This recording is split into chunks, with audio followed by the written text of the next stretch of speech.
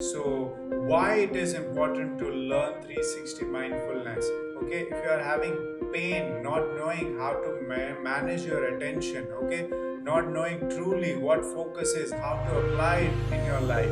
and if you are not not knowing how to focus and on right things and get success, always getting failure in life, if you are having fear of life, not able to manage anxiety in life, fear of failure in life, not able to learn deep attention management, okay, not able to learn how to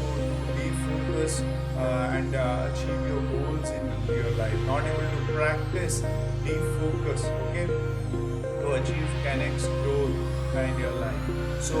I would recommend you to this masterclass on 360 mindfulness, where you learn this deep knowledge and wisdom, and you will apply these skills